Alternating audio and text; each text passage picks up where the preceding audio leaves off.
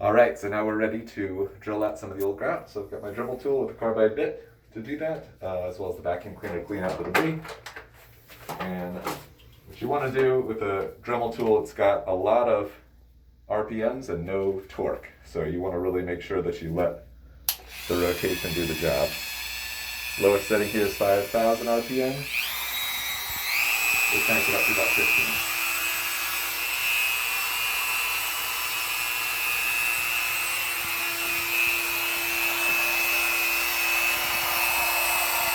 You see that? Mm-hmm.